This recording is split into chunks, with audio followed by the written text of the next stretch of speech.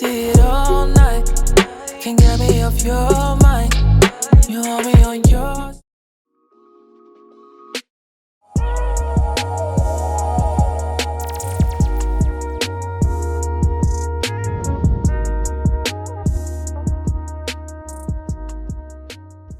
Hey guys, welcome back to my channel. So today I have a Q&A for you guys. It's been a little bit of a minute since I've done a Q&A, so I figured, you know what, it's time to do one because it's been a while. So that's what I'm doing today.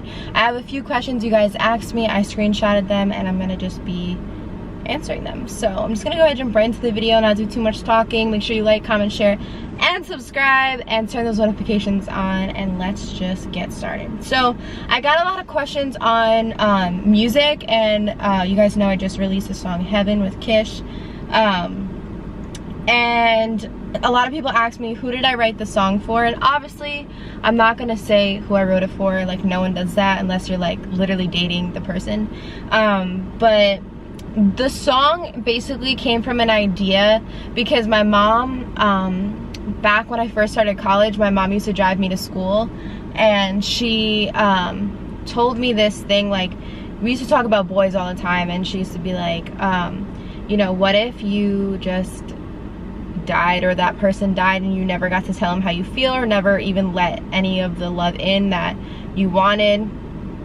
Like, how would you feel? And it just always stuck with me, that conversation. So I was like, you know what, I gotta write a song about it, especially in the times of today. Like, you never know what could happen tomorrow. So yeah, basically I wrote it. Like, thanks for streaming it too, guys. You guys are doing really good with the streams. Keep it up. I got more music coming on the way, different genres of music, some hip-hop, some R&B, so just stay tuned. But yeah, let's see. Oh, and Heaven wasn't even the first song I wrote. Heaven was the third song I ever written, so that's pretty cool. I'm glad you guys are liking it. So someone said, which one of your personality traits has been the most useful? I think the most useful trait I have is that I'm a good listener. I may not say something like right away, but I'm always listening and I'm always paying attention. Like, you never have to tell me something twice. Like, I'll always hear you the first time, and like, I'll never judge you for whatever it is you want to tell me or whatever it is you did or something. I always give people like the benefit of the doubt and hear their side, because that's only right thing to do. So, you know, I'm a very, very good listener, and I think people appreciate it because they know I'll never judge them. So definitely that has been very useful in my life. Someone said, what's the biggest pet peeve of yours in a guy? For sure, 100%, I hate when people assume things without asking me, like, and they just don't listen when I speak. Like, I hate that. And also bad hygiene. It's so unattractive to me. Like, I love when a guy takes care of themselves and puts cologne on, moisturizes their body, you know, has their nails always clipped down and a haircut. Like, it's so attractive, and they take their time to get ready. Like, it's really, really, really attractive to me. So when they have bad hygiene, it's so not cute. What's one thing you do to yourself that pisses you off?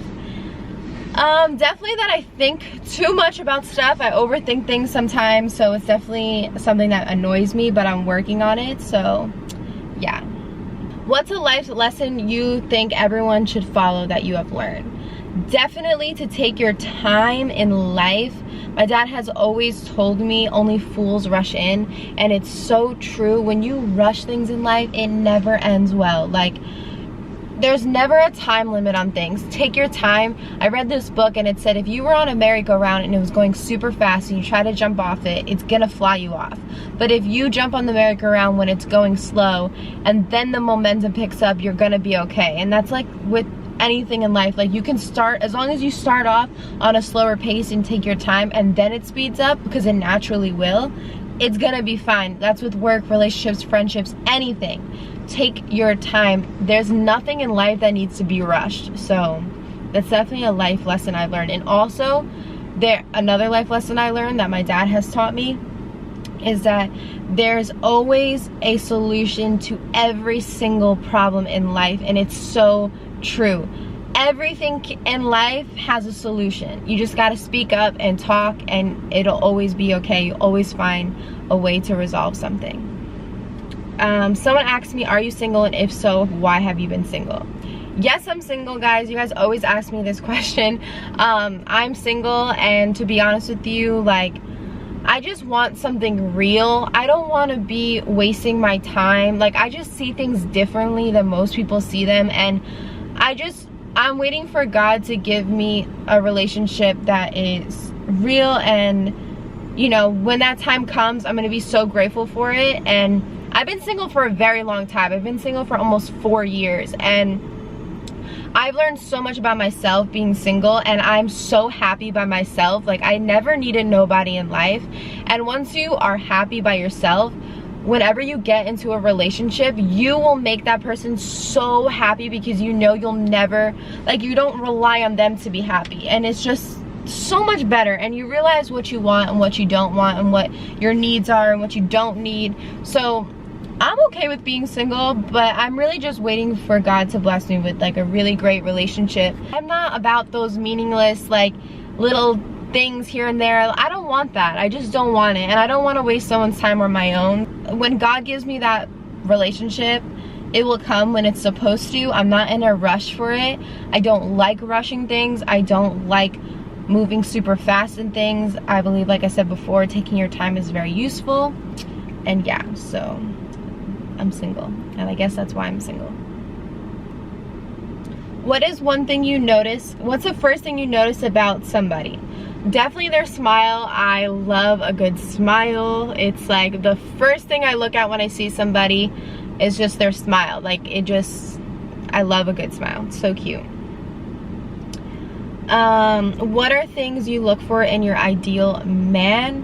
What I look for in my ideal man is definitely someone that's family oriented, because I'm super family oriented.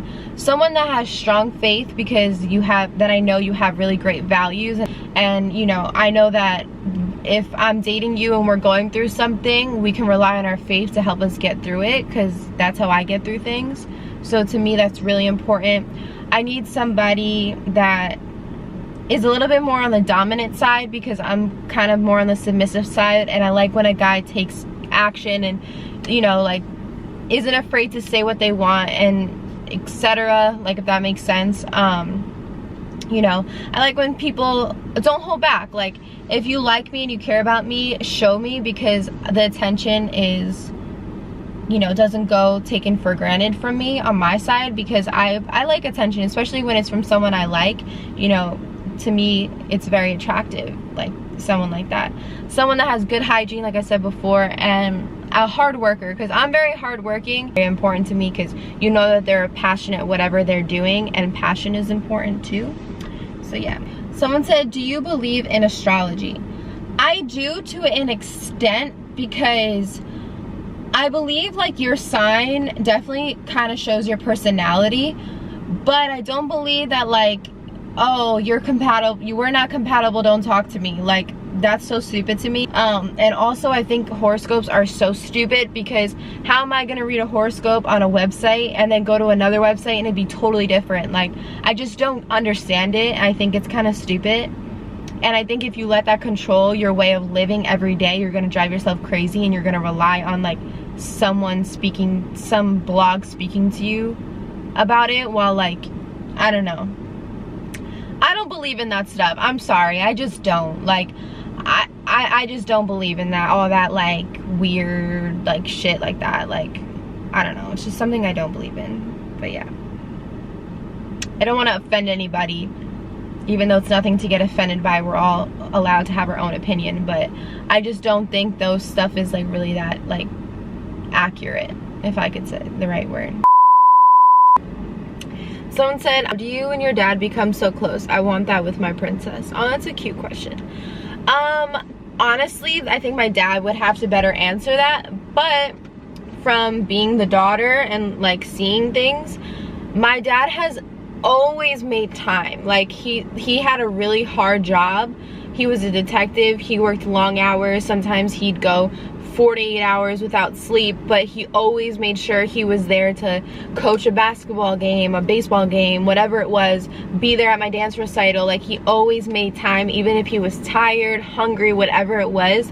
he made time and always was involved in our lives. It lets me know that he's always there for me and I can always turn to him just by always being there. So I think the best advice I can give you is just to always be involved, and also to put your foot down when necessary. Like, I got my ass kicked a bunch of times, but I respect it, and I respect my dad. I never hated him for it because I know I needed that ass whooping. But your daughter has to know that even though you're never gonna be her friend at the end of the day. Like, you're still the parent, but you can have that bond to where you guys are super close. So just spend time and be involved in whatever it is that she's doing, and you guys will always have a close relationship. And that's really with anything, like anybody that you're with, or your daughter, your son, a boyfriend, a girlfriend, family. When you spend time adds value, and time adds memories, and letting that person know that you make time, even if you don't have it, but you try your best to make time, the person's gonna feel it, and it's gonna be better, and you guys are gonna bond and get closer. So yeah. But yeah, someone said, do you have more music coming out, and are there gonna be more music videos? Yeah, I answered this in the beginning, but there will be more music coming out, and there's gonna be a music video for almost every song, so just stay tuned and make sure you stream Heaven. You guys have been doing really good with the stream, so I appreciate it a lot. How'd you meet Kish? Oh my god, a lot of people ask me this. So Kish had emailed me like 8 or 9 months ago, asking me if I would put his song, like promote his music. So I was like, let me give this music a listen. So I listened to it, I'm like, oh shit, this shit is fire. So I'm like, hell yeah. So I do it, and then fast forward, like, I don't know, maybe like 5 months after that, 4 months after that, I was sitting in my room writing a song, and I'm like, man, like, I need someone just to sing this so I could hear what it would sound like. And then I'm thinking about it, and I'm like, oh my god, Kish. So it just so happened that next day that that night, I'm like, I'm gonna email him tomorrow. That morning I looked at my phone, he had emailed me something about a song, and I was like, what the fuck? So then I was like, okay, maybe it was just like meant for me to send it to him. So I was like, hey, could you like try to sing this? And he was like, yeah, I got you. Like, I sent him my ideas, I sent him like, you know, what I wrote. He sent it back to me, and it wasn't Heaven, it was 2 other songs that I had written, and I was like, holy shit, like, this is amazing. So I was like, wow. So then ever since that day, we just started making music like every single day, and just started creating, and it's just been amazing ever since. But yeah, he actually lives in the Netherlands. I've never physically met him in person, but we've FaceTimed before, and he's actually become one of my best friends, and I'm so grateful for him. Like, I could talk to him about anything, he talks to me about anything. We truly have built an amazing friendship, which is so nice because, you know, we like work together. So to have a really great friendship with that, and something outside of like music, is really cool. So he's an amazing person too, so it's really, really nice. Someone said, how did you grow your faith so strong, and how do you stay so positive?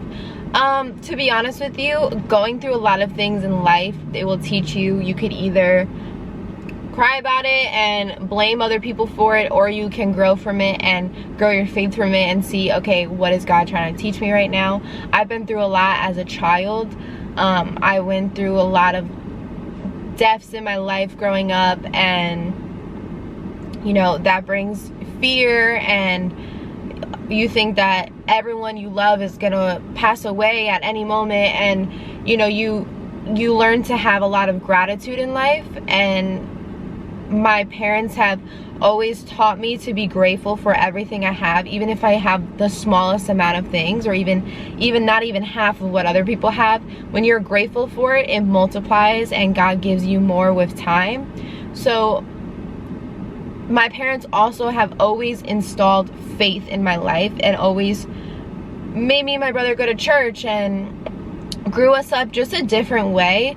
And I'm so grateful for it, because sometimes I look at things, and I just look at things a lot differently in life than most people do, and most people that I meet just don't really have the same mindset that I have, and that's fine. Everybody is different, but my faith just has grown with time, and going through things in life, and learning new things, and focusing on things that are more important, and reading the Bible and praying as much as I can. You know, no one is a perfect human. If they were perfect, they would be a saint. But like, no one's perfect. We all do things that, you know, we need forgiveness for. But like, I feel like the older I get, the more I realize how important it is to be like, have a lot of gratitude and have a lot of faith, because without it, it's really freaking hard to live in this world, especially nowadays. People are really, really mean. And when you have faith and you can rely on God to help you and get through these things, you're always gonna be okay. Like, my dad has always told me, you cannot worry and trust God. So whenever I'm going through things and I'm like worrying or overthinking or wondering, why is this happening? I step back and I pray and I say, you know what? This is all happening for a reason. God's plan's better than mine, and I gotta trust you and leave this in your hands. And I say a little prayer, I make the sign of the cross, and I let it go, and I let God handle it. Because sometimes you're only gonna make yourself more sick by just overthinking it and worrying too much. Because it's true, you can't worry if you trust God to help you and lead you in the right direction. So I just grew my faith by just focusing on that and realizing that and reminding myself of that. I have it all over my case. I put it everywhere I could see it, on my back, on my background, on my phone, just because that's what sometimes you need to see things over and over again to get it installed in your head. So it's always a nice little daily reminder. And I just stay positive just because of that. I have faith. Like, I don't have time to be negative when I trust that God's doing everything He's supposed to be doing in my life. Yes, I go through things. Yes, my life is not easy at all, but I'm grateful for it, and I know I have a lot less worries than other people do, and I know that I'm super blessed, and so is everybody else in this world, and we just have to see things differently.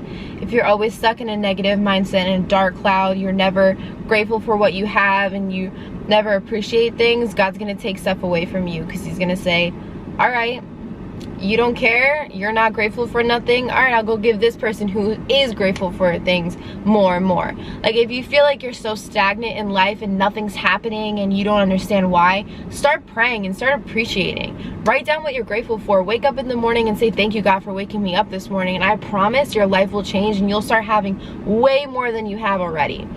And if you're already doing that and you think nothing's happening, remember that things take time, and remember that things don't happen overnight. Sometimes people get lucky and it does, but you just gotta be patient, stay true to the cause, and always be yourself, because that's the most important thing in life. So yeah, but enough rambling. I feel like I answered a pretty good amount of questions, and yeah, that's basically it, guys. Hopefully you enjoyed it. Hopefully I answered enough questions. A lot of the questions get repetitive that you guys ask me, and like, there's not too much that has changed, so I don't really have that much to say, but I try my best to make the answers a little bit longer and not so like rushed how my other Q&As sometimes are. So hopefully that was good, guys, and I'll do another Q&A in a few months or whenever. Let me know what you want to see, because I get stuck sometimes and it's really hard. But yeah.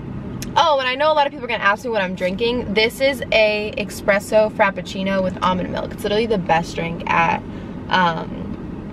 Starbucks. It's so good. But yeah, so that's it, guys.